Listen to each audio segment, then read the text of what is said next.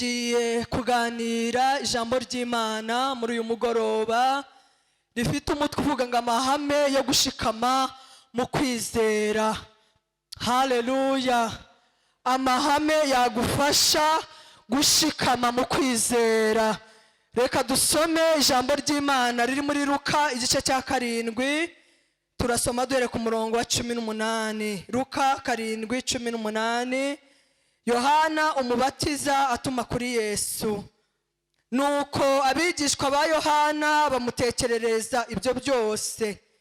Yohana ahamagara 2 muri bo abatuma ku mwami Yesu ati: mbese ni wowe wa wundi ukwiriye kuza, cyangwa dutegereze undi? Basohoye kuri Yesu baramubwira bati: Yohana umubatiza akudutumyeho ngo ni wowe wa wundi ukwiriye kuza, cyangwa dutegereze undi? Nuko muri uwo mwanya akiza benshi indwara n'ibyago n'abadayimoni n'impumyi nyinshi arazihumura.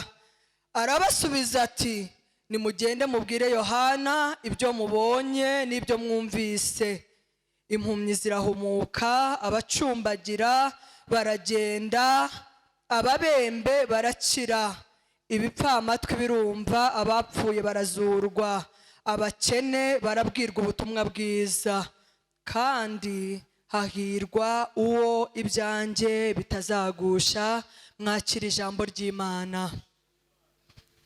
Dusomye amakuru y'umugaragu w'Imana witwa Yohana. Mu makuru ya Yohana twese tuzi ko yabyawe mu buryo bw'igitangaza, kandi mu kuvuka kwe ntago yavutse nk'abandi bose, kubera yuko nyina Elizabeth yari mu zabukuru.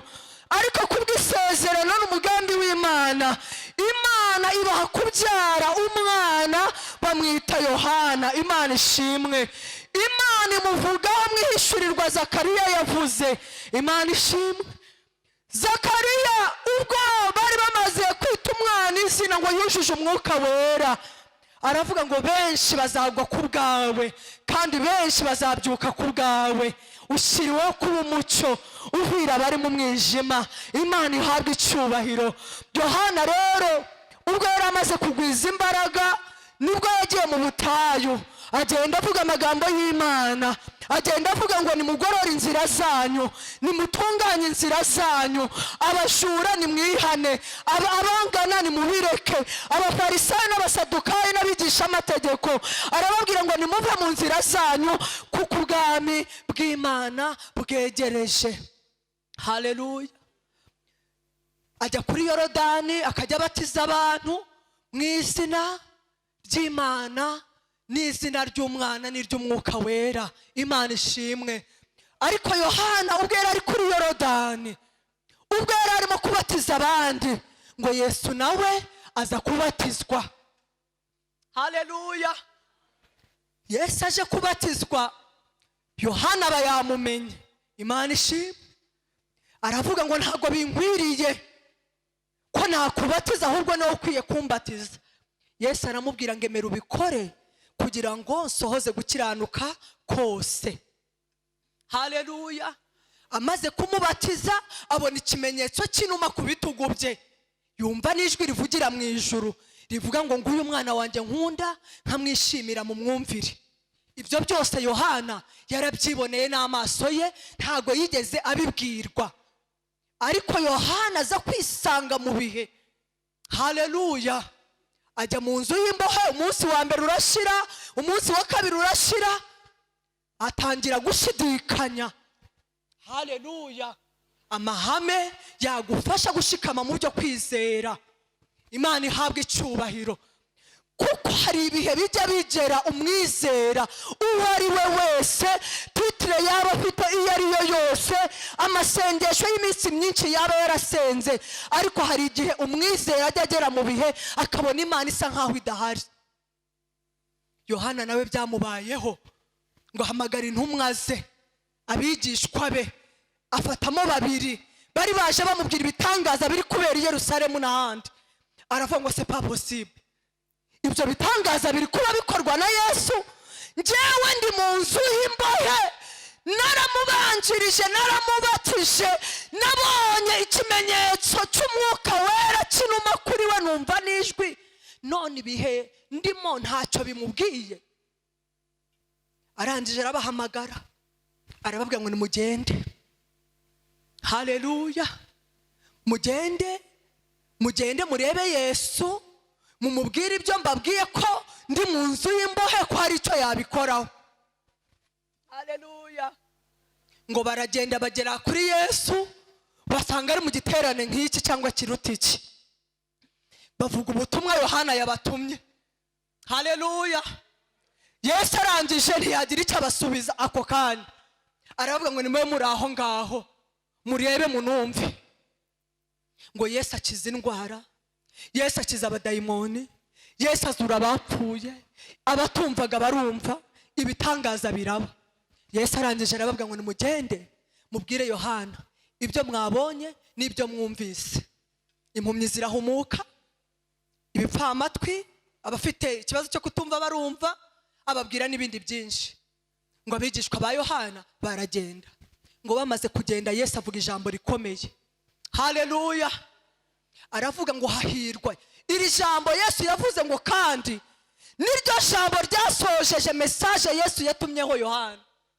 Arababwira ngo mubugende mumbwire ngo kandi hahirwa uwo ibyanjye bitazagira gute, bitazagusha. Kuko birashoboka ko iby'Imana byagukugusha utagendeye kuri aya mahame ngiye kukubwira. Birashoboka ko wakwisanga hasi cyane mu kwizera, rimwe na rimwe ukavuga ngo banzi itanariho. Twabonye abantu benshi bahanuye Imana ivugira muri bo, bakavuga ngo nimwumve uko Uwiteka Imana avuga, ariko bagera mu bintu bikomeye bakaba bambere bakuvuga ko banzi Imana itariho.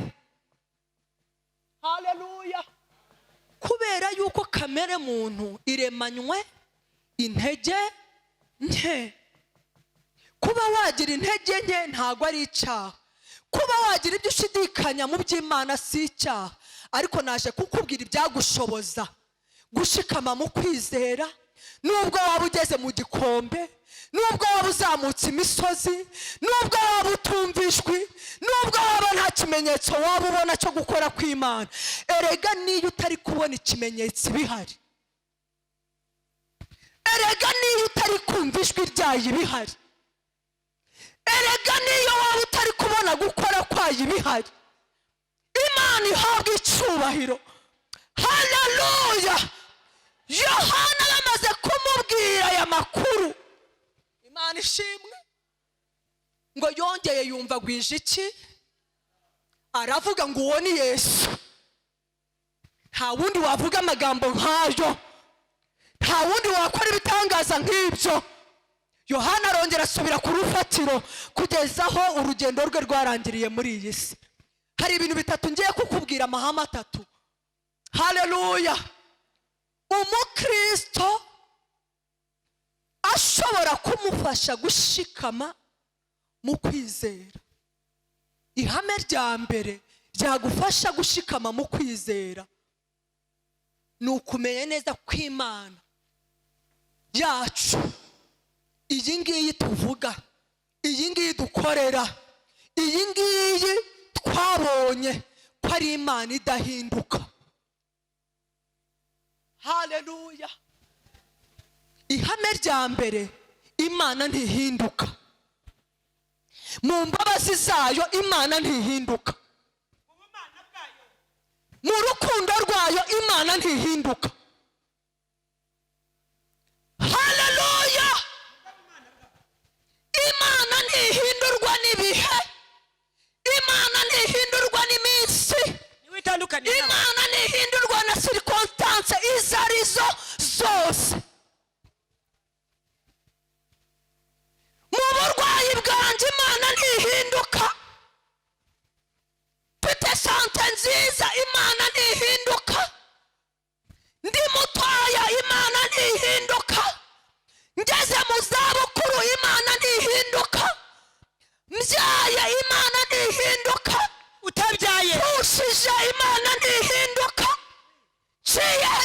ncishwe bugufi imana ntihinduka, ncishwe hejuru ku ijuru imana ntihinduka. Ibihe byose imana yacu ni imana idahinduka. Duhereze imana icyubahiro. Haleluya.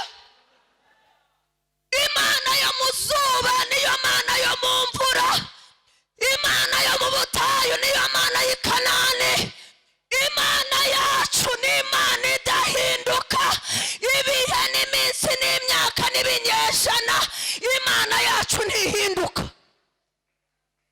Igituma rero rimwe na rimwe tujya dutakaza kuyizera, tugatakaza kuyiringira, nuko rimwe na rimwe tuyigereranya n'abantu twamenye, tukayigereranya n'abantu twabonye, tukayigereranya n'abantu bahindutse, tukayigereranya n'ibihe byahindutse. Ariko imana yacu yo ntihinduka. Haleluya. Niba hari ikintu cyacanze Abisirayeli bamwe bigatuma batagera i Kanani, nuko batigeze bahagarara kuri iri hame ryo kumenya ko imana idahinduka. Haleluya. Imana irababwiye ngo mbahagurukije mu gihugu cya Egiputa mbajyanye mu gihugu cy'i Kanani. Ibimenyetso 10, ibitangaza 10 mu maso y'Abanyegiputa, mu maso yo kwa Farawo. Abisirayeli barabibona bagera ku nyanja itukura. Haleluya. Inyuma hari ingabo za Farawo, iburyo n'ibumoso hari imisozi.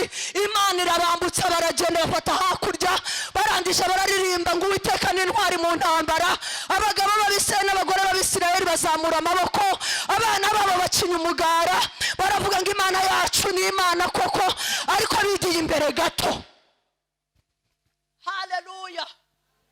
Mose ajya kwihererana n'imana ku musozi, asiga Aroni, asiga n'Abisirayeli. Ngo Mose amazeho iminsi 40 n'amajoro 40, ngo Abisirayeli bahamagara Aroni, baramubwira ngo yewe Aroni we Mose arihe? Aroni ati yagiye guhura n'Imana, yagiye gusenga. Batise urugendo rurakomeje cyangwa ntago rugikomeje? Aroni ati urugendo rurakomeje kuko Imana yatubwiye ko tuzagera i Kanani. Abisirayeli bati ibyo ntitwabivamo. Iminsi 40 yose twicaye ahantu hamwe ngo dutegereje umugabo umwe gusa, twebwe turi amashanga n'amashanga, turi ubwoko bukomeye. Babwira Aroni baramwe tumva rero turemera indi mana, kuko ya yindi Mose yatubwiye mu yandi magambo bo ntibayizi. Turemera indi mana aba ariyo dusenga, kuko wa mugabo witwa Mose tutazi iyo yagiye. Aroni ati ibyo nabyo mukuremo amaherena, mukuremo amabiju, mumpereze mbaremera ikimasa. Aroni abaremeye ikimasa, bayagije amabiju barayagije, baremye ikimasa, ngo baratangira ngo ni wowe Mana wadukuye muri Egiputa. Mose aho yari ari ku musozi, ngo amanutse, ngo yumva urusaku, aravuga ngo habaye iki? Imana ko nta makuru. Ariko mu kumanuka ngo Imana yari yamubwiye ngo manuka ugende ujye kureba ko bwa bwoko bwawe bwiyononye. Imana ishimwe. Ngo aje yumva ngo amakondera, yumva imyironge, aravuga ati iyo nduru ntago ari y'urugamba. Ngo aje asanga imbere y'ikimasa abagabo b'Abisirayeli bavuye muri Egiputa, bambukijwe inyanja itukura, babonye ibitangaza Imana yakoreye kwa Farawo, batangiye gusenga ikimasa. Haleluya. Iri hame ntago bigeze barigendera ko Imana idahinduka. Imana ihabwa icyubahiro. Ngo Mose akubita amabuye hasi, yarazanye ariho amategeko, aravuga ngo mwabwoko mwe butagonda ijosi, Imana yabakuye muri Egiputa. Imana yateje ibiheri muri Egiputa, yateje ibiceri, yahinduye amazi yo muri Egiputa amaraso. Mwebwe muba amahoro, Imana irabahagurutsa irabambutsa. none aka kanya muribagiwe. Reka nze nkubwire mwene da, iyi Mana yacu ni Imana idahinduka. Haleluya. Nunyura mu bihe bikomeye, ukanyura mu ntambara zikomeye, ugahura n'ibizazane bitandukanye muri ubu buzima, ntuzigere wibagirwa ko Imana idahinduka. Uzarire ariko uruvuga ngo Mana ntuhinduka. Haleluya. Uzapfukame uboroge, ushire induru ku munwa, uvuge ngo birakomeye, ariko wubura amaso nanone uvuge ngo Mana wowe ntuhinduka. Imana ihabwa icyubahiro. Rero umugaragu w'Imana Yohana twifashishije ijambo ryo muri Luka, yibagiwe ko Yesu yabatije ari we Yesu uri gukora ibitangaza malgré ko we ari muri gereza. Hari ijambo nshaka kukubwira mwene data, ntago ari wowe uhindura Imana Imana. Haleluya. Ntago ari njyewe wita Imana Imana. Mbivuze ko ari Imana, ntabivuze ko ari Imana. Imana izahora ari Imana. Haleluya. Nizamuriye amaboko nkavuga ngo uri Imana, nyamanuye nkavuga ngo nturiyo, ntago biyihindura ko atari Imana. Ntago muri situwasiyo iyo ari yo yose, ntago ari situwasiyo ndimo yayihindura Imana cyangwa igatuma itaba Imana. Niyo mpamvu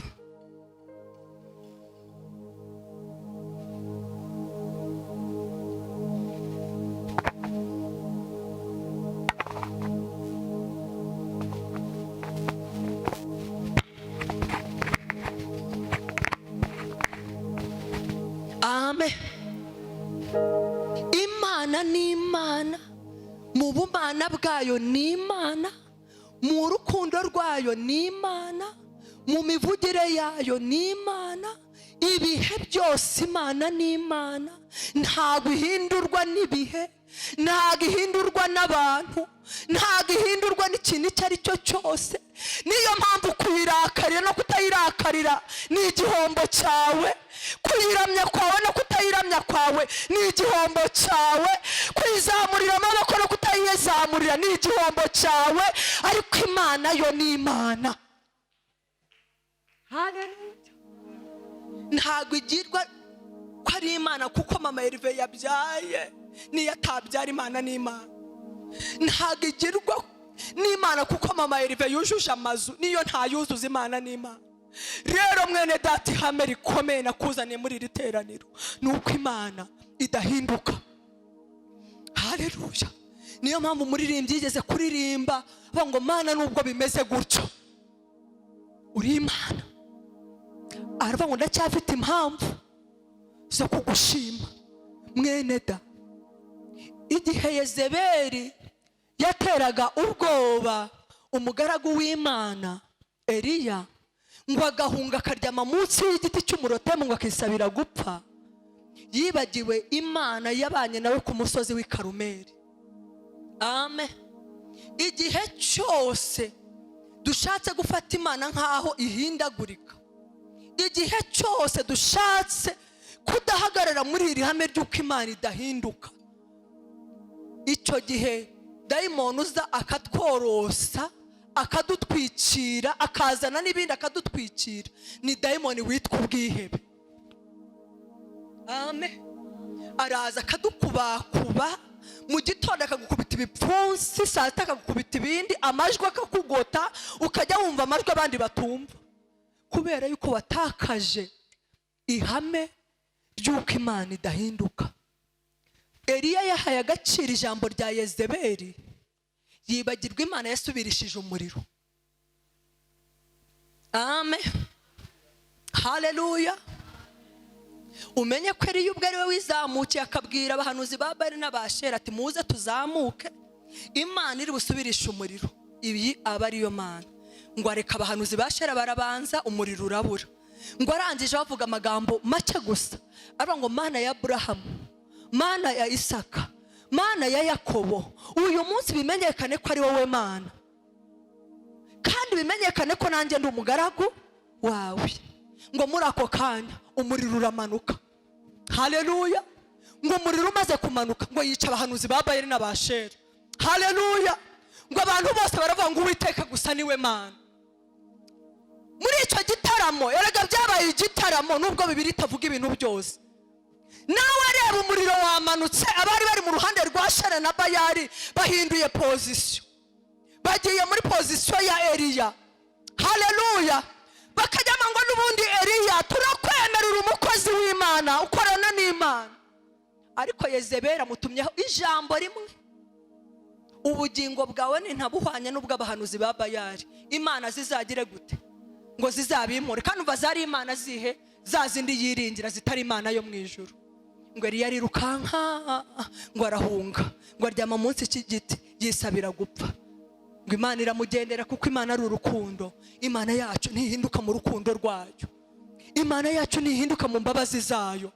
Imana yacu ntihinduka mu bushobozi bwayo. Ngo iramugenderera, yohereza marayika, bamuzanira agacuma n'umutsima, ararya aranywa, ngo arongera ariryamira. Kugeza ku nshuro ya gatatu ngo nibwo Imana yamuje ngo ariko Eliya uri gukora iki aha ngaha? Aravuga ngo narwanyisha, nagize ishyaka ryinshi, ngo none ninjye muhanuzi njyenyine usigaye, none bari guhiga ubugingo bwanjye. Imana iramubwira ngo Eliya, genda ujye ku musozi, nzakubwira, nzavuganirayo nawe. Ariko yari yabyibagiwe ko Imana ari Imana idahinduka. Mwene da, Imana yabanye nawe muri bya bihe, kuki ugeze mu bindi bihe ugashaka kwerekana ko atari Imana ishoboye? Kubera iki ibyo ugezemo none habikwibagiza ibyo Imana yagukoreye muri bya bihe? Nakuzana ijambo rivuga ngo ihame rya mbere, Imana yacu ntihinduka. Ihame rya kabiri, Imana yacu ni Imana ishobora byose.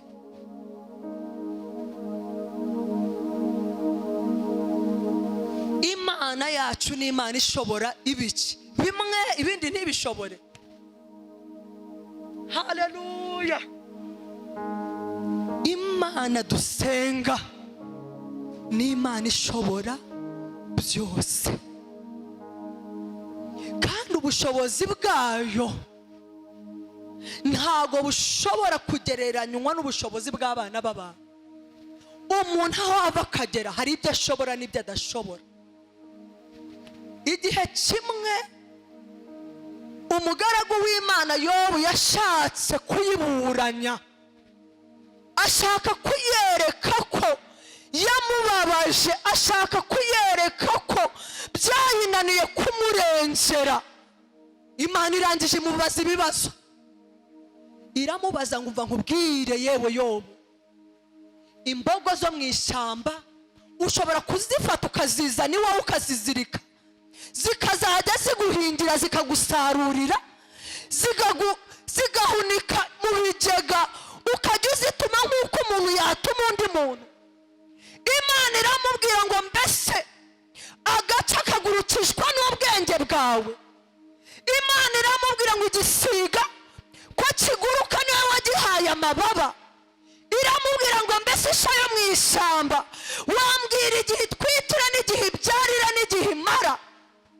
Ngo Yobu arangiza avuga ijambo rikomeye, aravuga ngo nzi yuko ushobora byose kandi nta kibasha kurogoya imigambi yawe yose.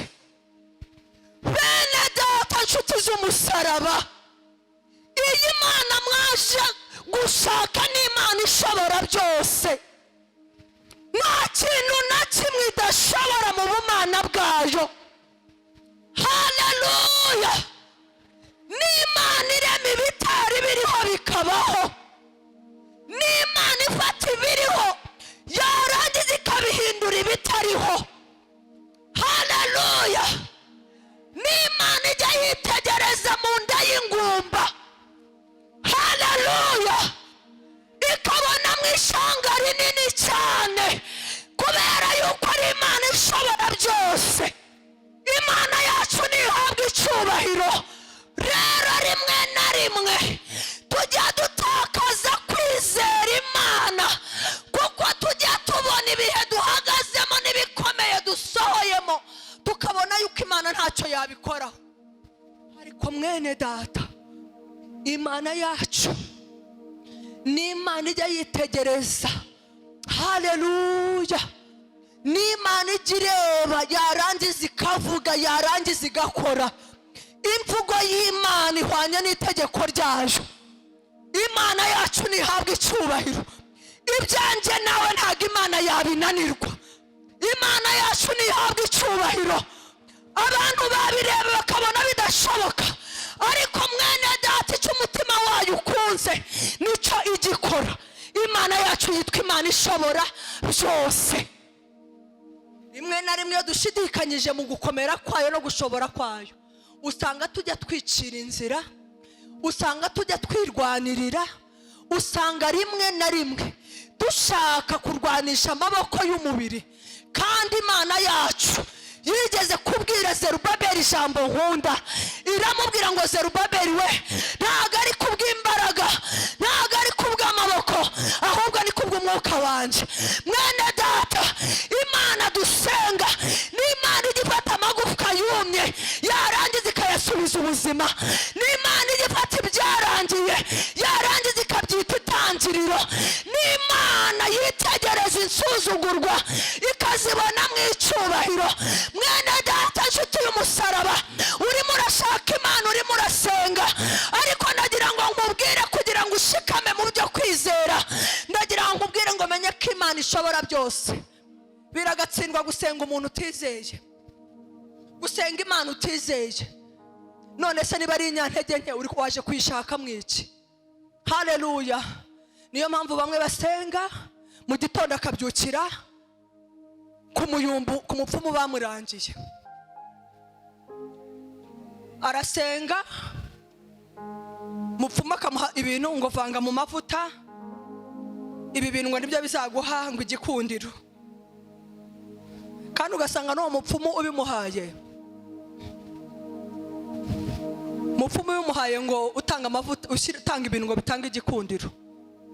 Ugasanga muri karitsiye nta n'umuntu umusaba amazi, icyo gikundiro atiha arakiguha ngo jyana bino bintu ubikore ngo ubukire burakuzaho.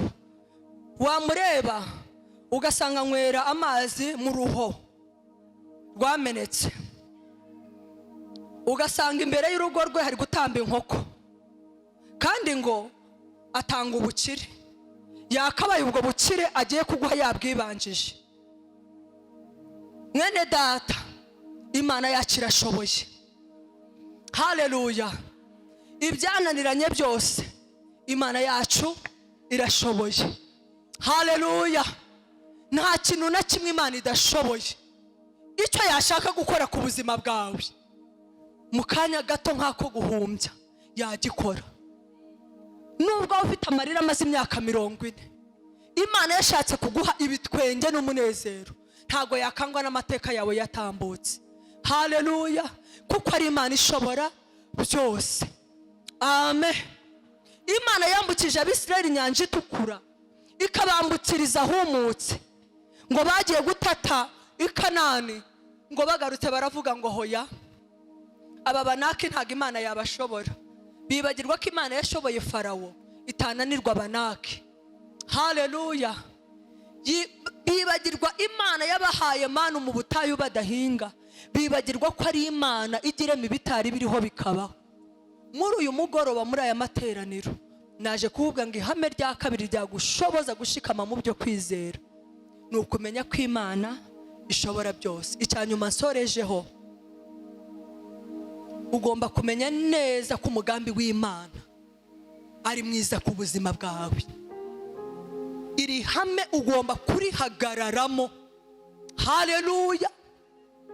Utitaye. Ariko nakuzaniye kuri iyi ngingo ngiye gusoza, ndagira ngo nkubwire kuba umugambi w'Imana ari mwiza kuri wowe ntibivuze yuko inzira ikwinjiza muri uwo mugambi itaba inzira irimo umubabaro. Amen. Ishobora kuba inzira irimo umubabaro, ariko iyo nzira ikazakwinjiza muri wa mugambi Imana yakugambiriyeho mwiza. Niyo mpamvu bamwe iyo bahuye n'ibyago n'amakuba bajya batera Imana umugongo bakavuga ngo Imana yaradutaye. Ariko nshuti y'umusaraba, umugambi w'Imana wakunyuza mu nzitane ariko ukazakugeza aho Imana ishaka.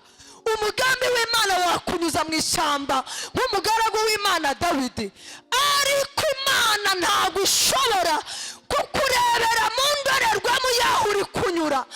Igihe Imana ikurebye, ikurebera mu ndorerwamo yaho ikujyana, ikurebera mu ndorerwamo y'icyo uzaba cyo, ikurebera mu ndorerwamo ya nyuma y'ibiriho. Niyo mpamvu abantu bamaze gusobanukirwa yuko umugambi w'Imana ari mwiza bajya bavuga rino jambo: byose bifataniriza hamwe kutuzanira ibyiza. Haleluya! Iri jambo rivuga ngo byose bifataniriza hamwe kutuzanira ibyiza rivugwa n'umuntu wamenye neza ko ibyo yaba ari gucamo ibyo ari byo byose ntabwo ari ukugira ngo Imana imubabaze, ntabwo ari ukugira ngo Imana igusuzuguze, ahubwo aho ikunyuza hose ihakunyuza kugira ngo ikugeze aho yagambiriye kuzagera. Yarebaga Rusi ntimubone nka Rusi w'inshike, ntimubone nka Rusi w'umupfakazi, ikamubona nka Rusi, haleluya, uzabyara igisekuru cy'umwami Yesu.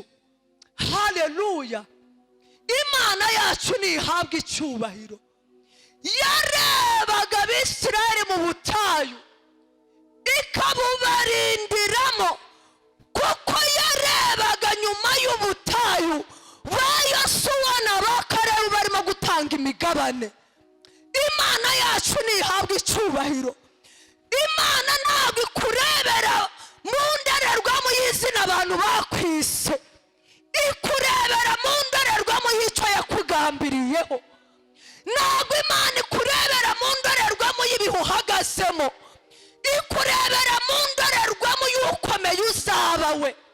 Kabone naho waba uri insuzugurwa, kabone naho waba uri nyakwigendera, iyo ikurebye uhandobereye ku buriri bwawe uvuga ngo iyi ndwara ikomeye izanyica, ijya ikureba mu myaka 20 kandi wowe wibarira imyaka 2. Iyi Mana yacu imigambi yayo iteka ihora ari myiza. Haleluya! Haleluya! Haleluya! Umugambi w'Imana, iyo Imana yitegerezaga Yohana ari mu nzu y'imbohe, yabonaga ko mu kinyejana cya kangahe bazahagara bavuga butumwa bamuhamiriza, bikadutera kuzura imbaraga, tukavuga ngo Yohana bamuciye igihanga akomeza guhamya Imana, tukavuga ngo Stefano bamuteye amabuye umwuka urashira agihamya Yesu. Haleluya! Kuko Imana yacu itarebera ibihe mu bihe bihari, ahubwo irebera ibihe mu byo yagambiriye. Imana nihabwa icyubahiro. Umugaragu w'Imana Yohana ngo baramujyanye ngo bajya kumuta mu kirwa cyitwa Patimo. Muri icyo kirwa cyitwa Patimo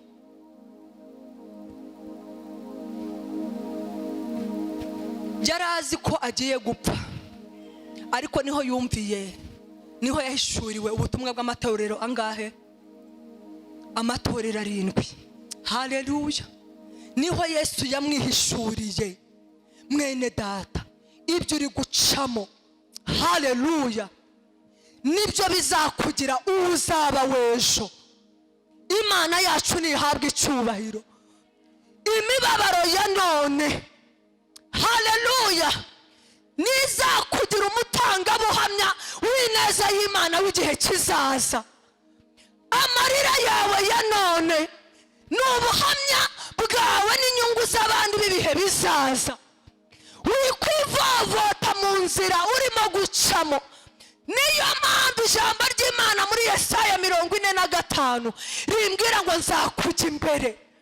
haleluya, nzakujya imbere kuko ari njyewe uzi aho ugomba kugera, nzakujya imbere kuko ari njyewe uzi aho ugomba kwinjira, nzakujya imbere, haleluya. mu mugambi w'Imana wowe urakurikira. Imana ishimwe.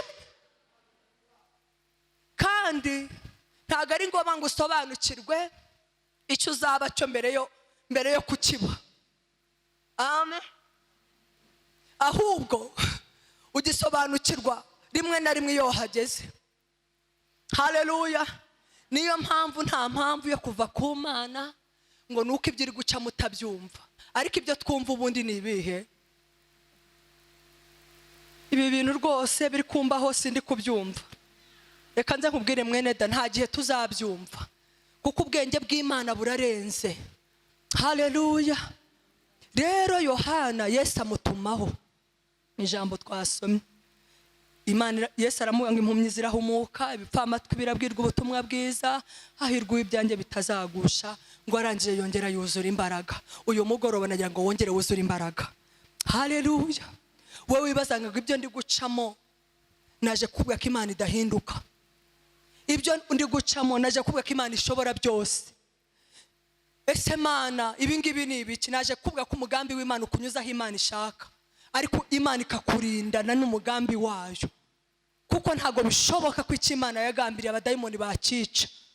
niyo mpamvu rimwe na rimwe Imana ijya ivuga ngo nzatanga n'ingabo nyinshi zipfe ku bwanjye. uyu mugoroba aya mahame uko ari atatu nuyahagararamo, imiraba niza, imiyaga niza, bizagusiga ukomeye kandi bizagusiga wambaye imbaraga, kandi utegereje kugera aho Imana yagambiriye kuzagera, utegereje kuzinjira mu masezerano yawe, utegereje kuzabonesha amaso yawe ibyiza Imana yakuvuzeho. uyu mugoroba ndakwifuriza nawe guhagarara ushikamye, udatsinzwe n'uburiganya bwa Satani, kuko yavuganye nawe ari Imana yo kwizerwa, kuko yagendanye nawe n'uyu munsi iracyitwa Imana, kandi iyo kumenye utarabaho igufiteho umugambi mwiza. ntabwo uriho ku bwawe, uriho ku bwayo, kandi icyo yagambiriye nta bihe nta minsi byabasha kuburiza mu mugambi w'Imana. umwami Imana barebe neza, umwami Imana baha imbaraga, mukomeze mumwikomezeho nk'uko twaririmbye iriya ndirimbo ngo njya nikomezaho, nta wundi ni Kristo. komeza umwikomezeho, niwe tangiriro ni nawe herezo, ibiri hagati byose arabitegeka. umugambi we uhora ari mwiza ku buzima bwawe. umwami Imana barebe neza kandi abaha umugisha, amen.